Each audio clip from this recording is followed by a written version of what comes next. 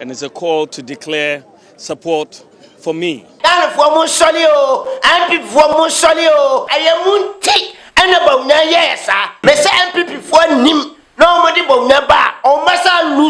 Thank you very, very much. Thank you very, very much.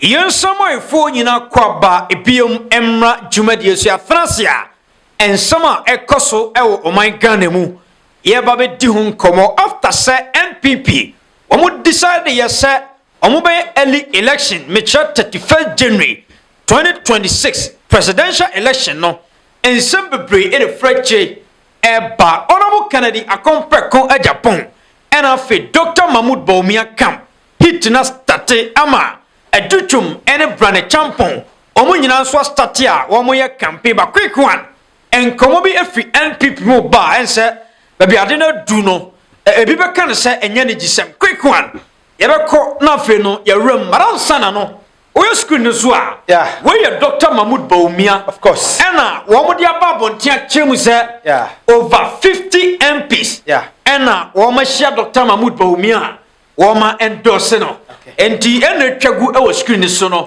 yes na Honorable Kennedy Agyapong so element yes ono so akwakohia over 200 former MMDCs just hit no ano akwakwa den brane champon ena fe no edutwum de ena enya mabonten na ensemi basa no hit no astate ama ensem no aye bebre amanfo ka say MPP it seems say omo learning from their mistakes.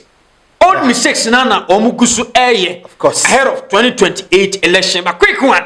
Yeni kanko na yentie na yenhwe wemra ekoba. Honorable Kennedy Agyapong. Ono nso nkomo ewe chenti message for se monye bre na enne ensem wo papa.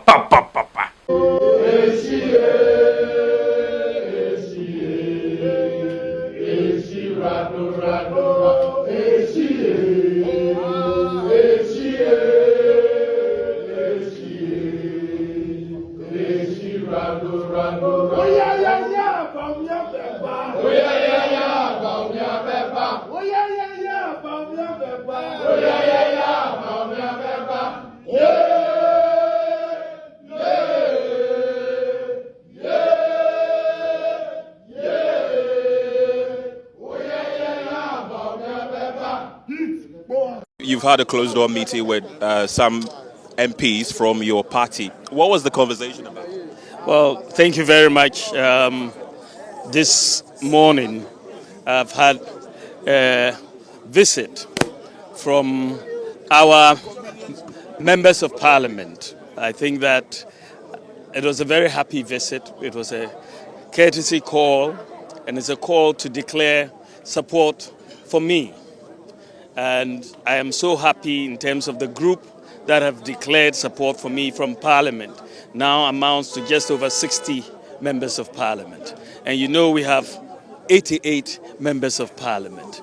And so that tells you that a very significant number of members of Parliament have declared their support for me. I just want to use this opportunity to thank all of them. The leader of the group here is Amprechum, who coordinated this, the MP for Mampong.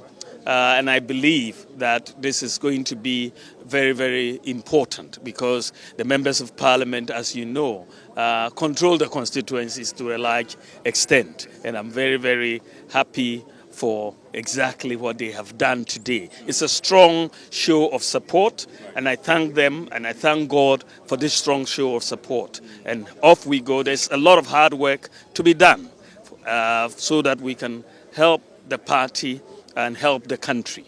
And I want to thank all of you for being here. Thank you very, very much. Okay, Commander. Yeah, Director. Where Dr. Mahmoud Bawumia camp? Of course. Near Ekoso Elho. Yeah. Honorable Kennedy Diano share. Tokromo I say, yebe ye ama force so ehuni Ekoso Elho. But then it seems NPP. Omunsia hiu. Dabi, Director. But mamina wasi. Na mincha for na fi. Yen share say na eni hu komo kakra. Yeah. Director, a very sad story. And I shall say a pop up in MPP. Nana Obia Drian is a political party. Omako opposition. Ya omlusu ya. ebi see in the history of Ghana says sitting party e wa ban me be lusu say no Director ni enim so mo be sua bibi but per the ahyase e be die na kire say obi ansua ade e ye dada na no mu guso a omo eye said na omo ye na but director winim de ma ye interest e wo me say every single political party be Ghana ha bia no your interest e ho because at the end of the day it is up to ruling party say obeye oman ni ye na opposition party so be man pressure na wa yire no ho aye adwuma into opposition party no say our competent leaders ya eno kwat me push ruling party no e man ye adwuma ye but say opposition party no onim de o ya government in ruling party no obe feel free obeye de opabia because opposition party na ye mre they are ruling party bearing that is why your interest all parties yen hwa de bi wo ha sei okay NPP de be to just say omo early election 2026 January no and about 3 days ade ya and a campaign start here ade ya na MPP e decide ye say omo de omo wake up of course e be so decide ye say omo wake up it seems that mistakes na omo year 2024 2023 omo de lose omo nya 38% the same mistake omo nsu ahwemfim esi de banisa right the man pass nyina ne say it's very simple MPP for we are omo ho currently no kwan ya omo fa so to abayi leaders na ewom no amfa kwampa so right omo to abayi immature leaders omo nya matured in politics omo nte political game na say right omo adwen ye omo say politics ni nyina ne say ye gina ya to abamare ne me na me leadi yen kan sem propaganda way entia party ene ne pre no that is the idea she bi mutim say eno ne friend politics but omo develop and baby who say we need to protect the integrity of the party into be sure ye kwato aba in 2024 omo kwato aba yi MPP presidential candidate no na MPP for tim say Dr. Mahmoud Bawumia ne pen oye siremuni ye to aba mana siremfo be to aba ama no but in political sense senanka omo ye matured omo betia say politics ne nei eye policies ene de adwuma enti obi kwato aba ama wa ohwe message na wo sele no ene wo political party no what the party stands for nti party a wo adwuma wo ye no enso ani party a wo ye discrimination na be ka kire me say a single candidate nti me to aba for me hwa o party no krofo nyina ya akromfo a you expect me say me be to aba ma na cabinet na omni candidate ni be ye adwuma as president no the right how we are akromfo a how will the president survive me enka de enka me hwese enka MPP fo no be ye ne say now Dr. Mahmoud Bawumia na oy vice president ena omukoto aba na memfa ne say oye obe flag bearer ma MPP ena okoye no wakonya 38% that means say Ghana for buafu na woni opposition no na wona otia ban ena wo buy na obenya 38% that means say Ghana for buafu enti awosan ka akoteachi na wo de menka ne say wo hwe say ruling government no eye NDC abanka omo be faili omo faili wi a afi na wo was start o niema was start pressure but this time one NDC men kan say omo hwehwe omo niema yi omo start omo ye niema no ye mfiti preko pen start nye campaign o yesa Ghana for wo be san yo mahimo not no correct ana nti je wo kan yi eye sa pepepe nete and that was the point here na me wi a me ba make it say director planning na MPP for am plan year o ma sha ase ye we no eye o mu nkogo o mu be di 2028 e no ma sha ase hihye no director sesi am no gusu ka say Dr. Mahmoud Bawumia ni din ho ye fin na MPP here overhauling after that massive defeat ya omunya against NDC no na was omunya overhauling na the face of MPP no omunya omunyina si nchen said e be ya Ghana for be hu say oh MPP for na no omu dey ni ma say omo ye unpopular what omo ye nto no MPP yi omo si nchen omo the new faces about try say omo be brand party no foforo omo anya sa ye koda sorry ya just in the space of 6 months aban sesa mo ka kire ye say MPP say be ye campaign bio with the same faces no omo sha se eye de wabonti etuja right division na that's my problem division na wo party na say ntokwasi omo ti committee na committee no nkwa hwehwe de de ntokwa ne ba ne de mo lusu abanu committee no kwa hwehwe mu no report no kra no omo se omo fa ma bonti ansa ye ntwen kakra omo eye ho adwumu wi ne beba bonti report ne mai they say ntokwa na sense obi atene camp but then sa camp we no edu ba bia oka na between honorable Kennedy and Dr. Mahmoud Bawumia only option bia say overcome na favor Honorable Kennedy because omo decide yes say ombe early election no. Yeah. Anjena Dr. Mahmoud Bawumia. Yeah. Akwakohia MPs yo. Of course. It say Honorable Kennedy so tewa. Ono so beka say dabi mama mo homene so a. Dr. Mahmoud Bawumia ase they be what is the point is pushing no so eh right am party no asem ne mpone say enye hye no mko hye Dr. Mahmoud Bawumia fie ni kekewu omunya announce date a omde beto aba ni nyina no na nkrofo bi ate camp dada omunim se da say ye di nkomo ye pese ye to presidential election ni sada no ena se Honorable Kennedy die ndie ye be ko akodi nkomo na yakotie de ekoso ono no de no kwa de menka ne se eye former MMDCs but we say no eye certain MPs a omu ye adwuma wa ban mu that is my point me problem ne say omo na omo ye influencers in the party omo na omo kita dom no every constituency omo na nipa ni kita omo no but as ankrofo no take decision say this is our camp and omo no call election and ankoyie and as ankrofo no camp na omo tie no omo nsai no the camp in 2023 edaso ho and who part say camp na omo tete ye no mudi lusu ye no of course the same camp na ho and today na tese 2028 mo kwa akwaje power asem ni nyina no enti nsema na omo committee omo ka Dr. Mahmoud Bawumia atene camp omo committee a omo se yen scheme election no yen wi abanim yen fonsoma Dr. Mahmoud Bawumia wen no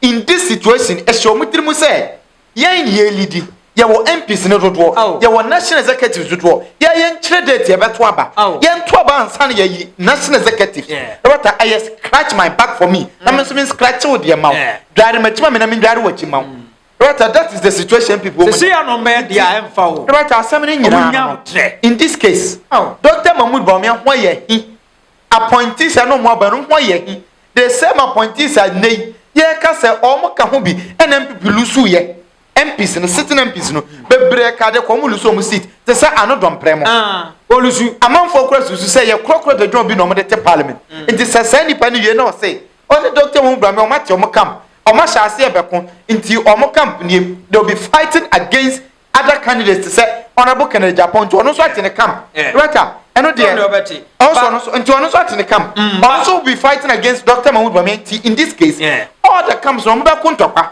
NPP eye unpopular in 2025 you know ebe jinema in 2026 so mbe to aba na wie no na unpopular na da so ho na bufo na san be chem but ama nkrofo di nkrofo atem nti this 2027 ene ebi mbetwa so but me problem is say Dr. Mahmoud Bawumia eba 2024 and wabenya 38%. Okay. Enti emprempre de no obeye. Okay. Obetimi afi 38% no. Ako maybe 50% ana. Right, assembly ne say because John Dramani Mahama 2016. Yeah. Vote onyae no. Yeah. 2020 and the close to gab no. Yeah. And 2024 obeje power. Enti MP before patch say omo de Dr. Mahmoud Bawumia e 2032 ana. Right. Say 2032 dia and nkadu twumkraye. Assembly nyina no because from the point here Dr. Mahmoud Bawumia gina. Yeah. Right, bibia ni adanse say in 2028 obetima move at even 5% I can vote to. It and they say to abana nim some people for the writer omo gina say enwene niam bi ho dia say ne ye ko to abane between NDC and NPP to abana Dr. Mahmoud Bawumia 38% in onya ebesa still abafom the writer enti say omo titum say they still want to maintain him me point in say ahead of election no yeah a lot of research enti factors ye mo lusu aba no omo so mati committee na kwa kwatena se ahwehwem dota committee ni report no die adwuma no ma ya fa ho ma ya wie report no kro mo se afi no mo be ho adwuma no ma sanim e de akọ regional ne constituency level enye nkoduru constituency ma constituency for kra hu se ye problem ne ye solve on solve problem asem ade no problem number 1 ya ba en solve it o sa de bi ba be ka ho asem right we de en say ade no enkoye from fry pan omo de ko fire it will not work e too bad yenkotie Honorable Kennedy Agyapong camp mra Dr. Mahmoud Bawumia ekohia MPs no no msese dabi wo nte ase omo so kohia MMDCs but wo ma di nkomo bi a e wo se tie bi e wakakra but yenya botre ne ntie nkomo no wo ye Ghana ni nko a wo so tie e koba abigije bewrem ma tese ene musia former MMDCs is it true enokwe and yeshia former MMDCs yɛne wɔn mu atwetwe nkɔmmɔ owura Kennedy Agyapong ɛde ebuo kwan so ɛne ahobrɛaseɛ kwan so ɛne kasade kwan so ɛde n'adesrɛdeɛ ato wɔn anim na wakyɛ wɔn sampa Yakopɔn boa na party ne hyehyɛ yɛbie nomination ɔbɛfa form they are number about 260 sɛ na yɛsrɛ wɔn Bible so ɔhwɛ na kɔma da Yakopɔn nsɛm ɔsi akɔyɛ nsusu ɛtere no baabi ɛpɛ no no asafowade yɛ dɛ yɛde to yɛnim sɛ 260 former MMDCs ahyia Honorable Kennedy Agyapong no na de sɛ deɛ to wɔn anim a ɛno nkyɛ sɛ by default sɛ yɛ saa mpokura 260 a wɔn nyinaa wɔ no hɔ nanso yɛ deɛ yɛde bu kwan so bɛkɔ so asra sɛ de bɛyɛ a Nyankopɔn bɛma yɛn mu nyinaa anim adom ɛnti sɛ yɛnwa no mu bi a wɔn mu kɔtwa photos with about 26 members of parliament a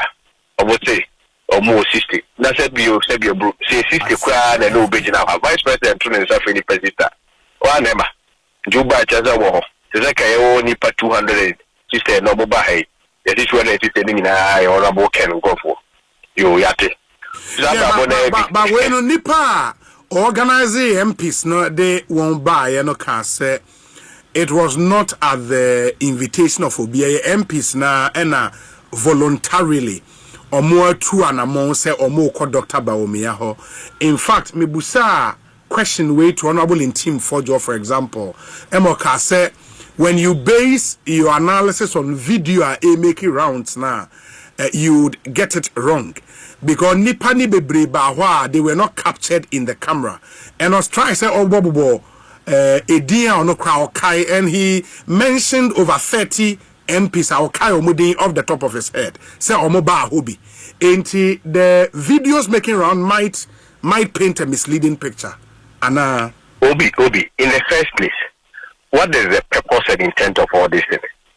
And yes, Subaisi and Yadani did during the 2024 elections. Brian election cast a party for both Ghana for both. Yesterday will be a movie.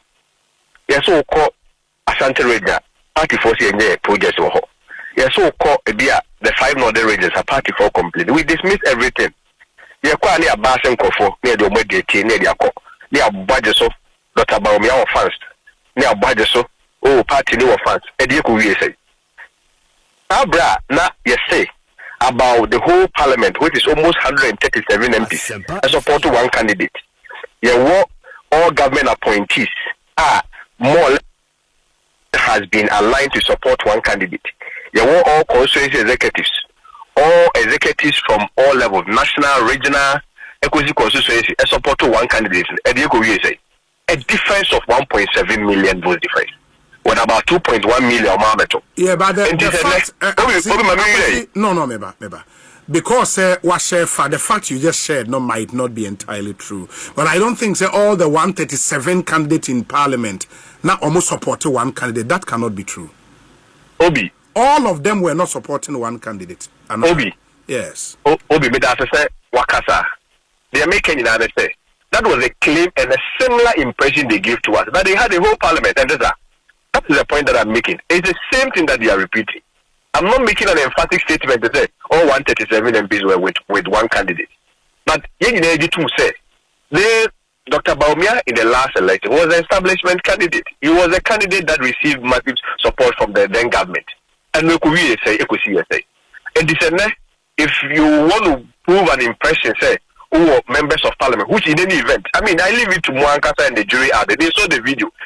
In the first place, so no one per se, what the video evidence the support on the numbers and video no could in the first place required day. And then I could try video half for some of MPs to prove say who was 60 MPs. Yes, so the other half then they went demanded the end channel. I leave it to your conscience. Then confirm Muno sister. I mean that is fine.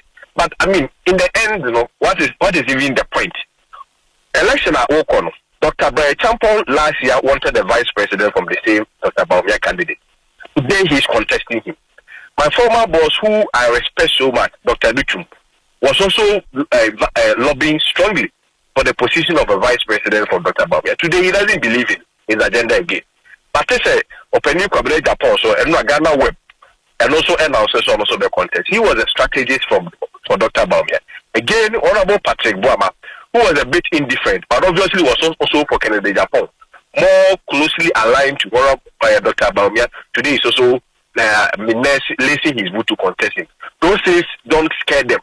President Akufo-Addo, because I said, be a board Dr. Bawumia by Mpono. Today he's also withdrawn. That should not scare them. You went arrange. You have about 21, 22 MP. The whole room more 30 or do 30. We should let them no more for me. And when you come and give this impression, meaning what is for the person of that, what do you want to show the party for a support to Dr. Bawumia and Fademba? When the whole establishment was for him, how many votes did we get? Didn't we lose our 1.7 million votes with about 2.1 million votes or voters on our metro? If they are for the list, they want to put some more MPs. Fair deal. We won't compete on that. But over 200,000 people or more from Hono, those are our rescuers. And sovereignty resides in them. And they will make the decision. Party for the Bofu. This time around, they will never allow, say, yeah, Hampe to be moved. It won't work. But the other thing would be, sir, I mean, the same questions you just asked Bawumia camp, no, on the meeting and any videos or whatever true, Jano. Those same questions can be asked Monsomo camp, no, into why did you meet MMDCs? Aden Amudes have video in Subetuja. From the video, one cannot count over 260 MMDCs, but you are making that claim on radio. Obi, I mean, kind of some equalizing question. But the point is that, granted, without even assuming, so we even 50 MMDCs, nobody has said that all of them came to endorse Kennedy Agyapong. They are human beings. We need to talk to them. We need to lobby them. How much more senior citizen politicians are one elected to Parliament? And all of a sudden, when you meet such a people, that becomes automatic endorsement. More should be the arbiters. You guys are the media people. More the neutral people, and tell us the number that was there, whether or not they were 60. They can never be 60. They can never be 60. Okay, assuming without admitting, so we say sister, former boss, or team for Joker say he is giving you about 30 something, right? But the difference is not a balance back and everything. But about me himself announced 60, Miracles announced 67. So you see the clear inconsistency. 60 has been announced, 30 has been announced, 67 has been announced, and even now we are even hearing 40 somewhere. Okay, assuming without admitting, I don't know the picture they want to paint, but yes, that picture when young kind of crying chair, young G and folks want to move, and we have the masses, we have the people are for us, and the idea could be a dream. We had the worst defeat ever in the history of this party, where we lost 1.7 million votes. In the history of even the Fourth Republic, no political party has even lost with that vote margin. And you say, packaging, near Basi, near the Basi, near Found Kofo, near no man could picture. I have spoken to some MPs, say, I don't have the permission to put their names out there. But, I mean, out of respect and a courtesy call to the former vice president, what's so wrong with that? Here, they are better than the city to give what impression. Assuming without admitting some more system, but to give what impression. System also say over 200,000 or more from one. Last time they told us they had the whole parliament 137, they could say. The system they made. Yeah, but the 60, no, we are told, sir, and as MPs, no, we are told, sir, largely control the constituencies. And also a polling station executive, and when you get an MP, you are maybe on your way to winning votes from a constituency, and that should count for something because MP is voted for from her, and you have some level of control. Maybe an MMDC may not have, but from her. How do you see that analysis as well? Obi, granted without even admitting, some more 88 MPs in power. And no winning those 88 constituencies are 276 minus 88. And I was about 88. And also no MP for the Bay Mom. And I want the MP the Bay Mom gas for na bit I do of the neighbor. There was city say we went to general election out of 276 constituencies. The worst defeat ever. In Lusumu 199 constituencies. The 199 constituencies rejected our candidate. And no, we want to peddle influence. Assuming without even admitting, the 88 candidates, 88 MPs in Impuniana more parliament. Only now support one candidate in fact, and now I know Kasaya. But I can also 276 minus 88, 188. 188 no so I can ever way the mom. We believe that power resides in the people, sovereignty resides in the people. And we will go there, talk to them. They have about more than 200,000 of them.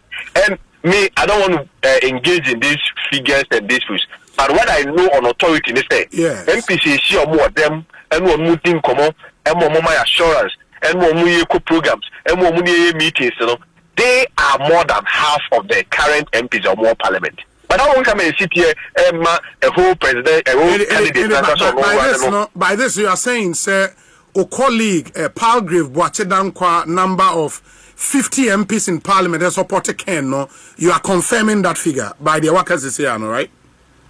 Yeah, what I know, they say more than 50 of them are with us, based on Nkoma. But you see, it will be very obi. It will be very simplistic to say, any 50 MPs are Kushia, one woman now pledge allegiance to me, and all of a sudden, yeah, politics here in my movement, and she doesn't go 50 MPs.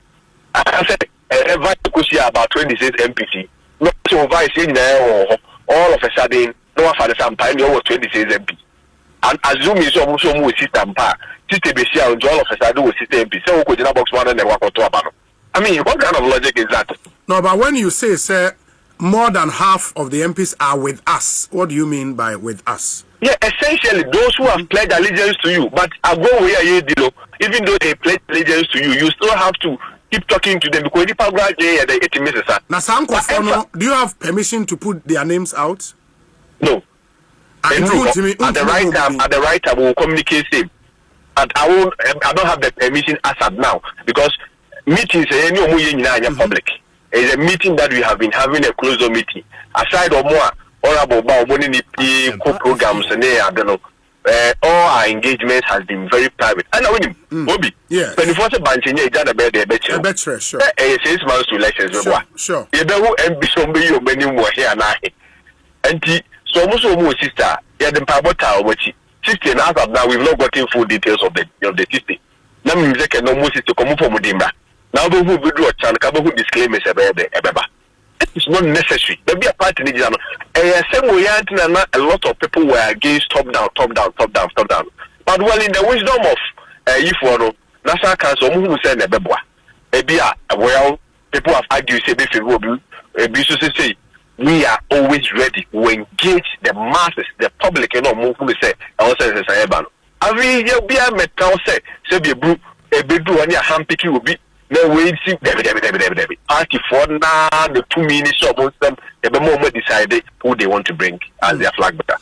Now, Obobo or more, Effie Dr. Bawumia Kennedy or more contestant, no. Reverend in Team Fojo, the message about say, Obi ask Kwesi Kwarteng, where is Mr. Opongbio? Where is Kwame Owusu? And where is Ambassador Boateng? Are they still following Kennedy Agyapong? Maybe seminar me research and I'm who say we more every Dr. Bawumia Kennedy contestant. And the research with the very book as member manager. Also bit more baby more a book also. But they are not following Kennedy Agyapong now, right? So what happened? They say we had a campaign team. What I say? Yes. Campaign team, no, they had crucial rules then. And the campaign team was dissolved. As of now, we've not formed the campaign team. And Ubia is helping from his end. And even at the end of the day, you know, Nipano, the bigger interest, which is one of Kennedy Agyapong, decides to form his campaign to know the Mboma fine. But as of now, one will be a body bra. And not the other who more campaign. But you see, granted, say, actual compared to people contesting you, the end of say as a mouth. Mr. Pombio, so we'll free Mumpa contest Keno. Mr. Kwame was free Mumpa contest Keno. But what is the measure? Yes. So be back Keno and will be back contested. Or contest means he doesn't even believe in your vision and he feels he can do it better than you. But somebody can decide to pull and say, I don't believe in your vision or I believe in your vision, but I don't want to help you to campaign. That is completely different from Obia or no say me no na koye adwuma ma me na me pay vice but say I don't even believe in agenda again and it's more disastrous. There are those who have said, sir, and with your experience as a young politician, though, but with your experience, which now elections that and all of that, no, in a contest like this, the more people come out to contest, it probably favors the one who is seen as a system candidate. As a Obia or no ena a crap part in a franca in the last election. And I make this point because he may have some loyal base. Nkofobi etromano. And Obia Nebue Fununo would be an anti-Bawumia person. Sa anti-Bawumia vote no, ena omua air contest no, ebeche. Into the more people come out to contest, it might favor, in this case, Dr. Bawumia. What do you say?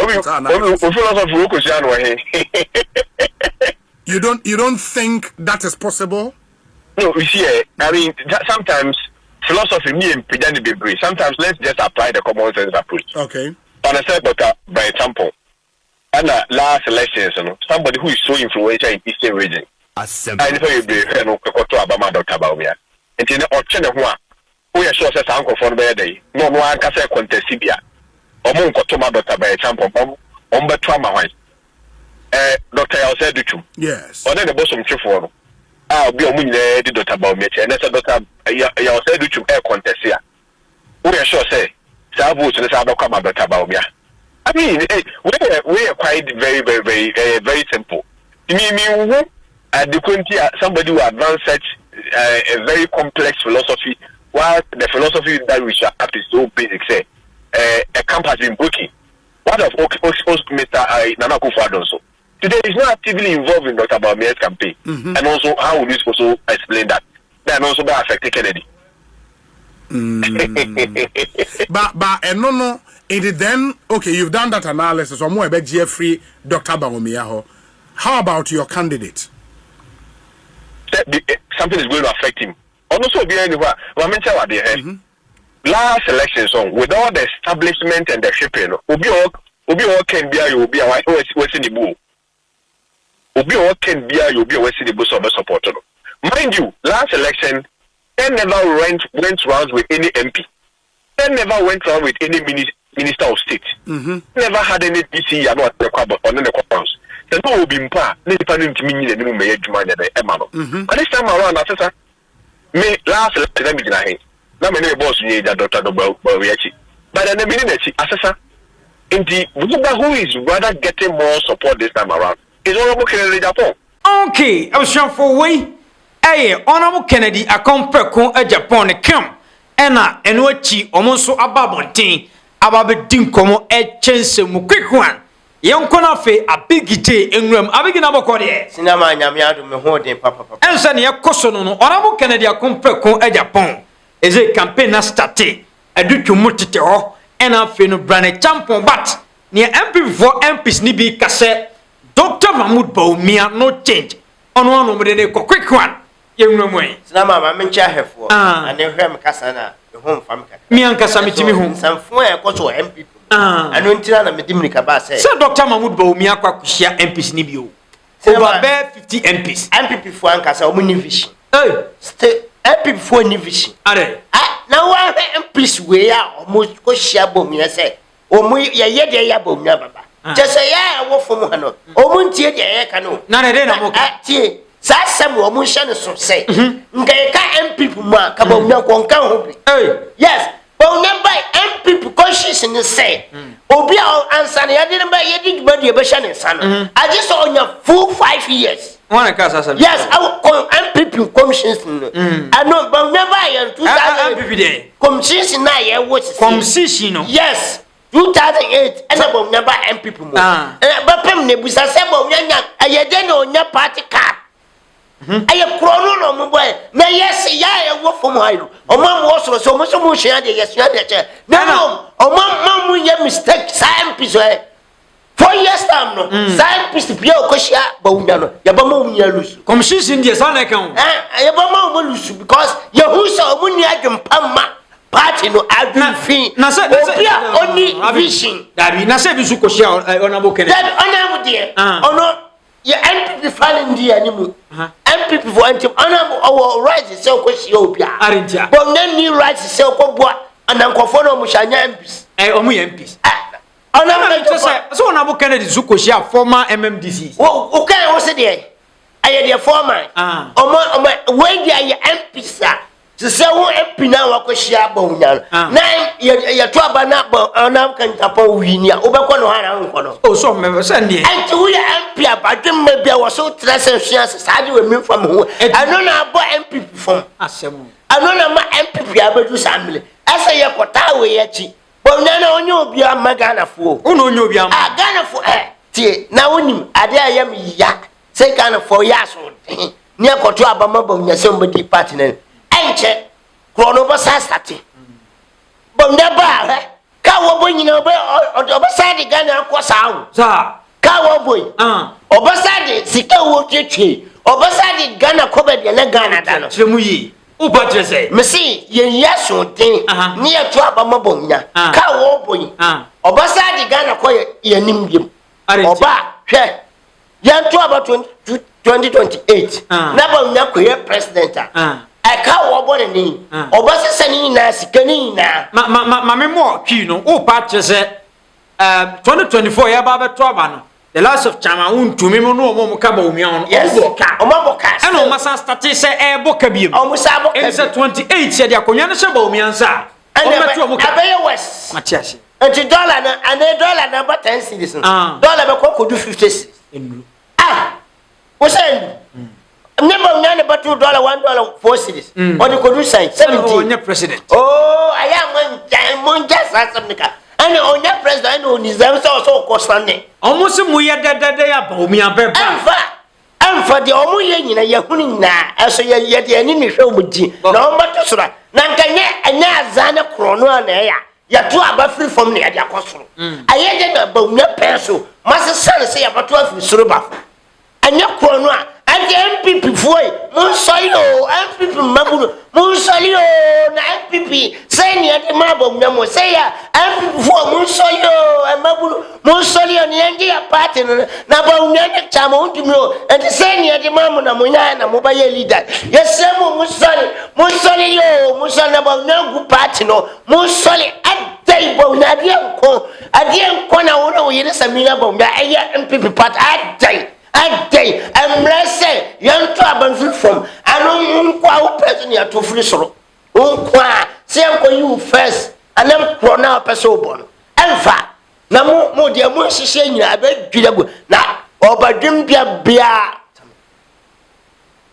About Jim Babia, Monsoli on MPP, yes, and that here, but none of Samina, but none I am was. Never saw on up Kanjapo, or move up on Trebaka and cut.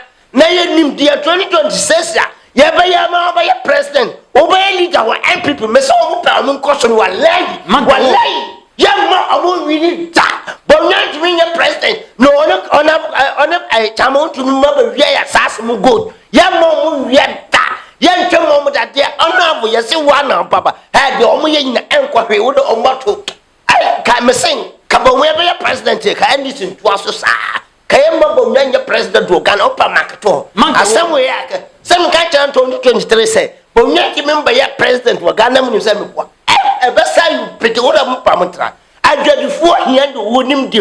Oba hu dwadifo mo po. Adwanfo hia de o bo adwuma ba bia. Anya de oba bo kro no. Ghana fo ye ni ati mo sole. Na MPP fo mo sole. Na badwumba no. Yanto abambo anakanjapo ne nja Bawumia no. Oni vision he de wo ye party no. Where the MPP aye pasa aye setete MPP ka baby yedru ka osi ye hia ka bo hede Bawumia te hoye mu ya Bawumia ba hwan mo ye de yanka se peno na motu wia MPP abelusu ni si o ma mko anyina ngama yemfansi ne emfaye wabre o yare o de yemfansi abushafo abugije hu mfa no nanso na de wa ye ano ya de quick one Yedimosi.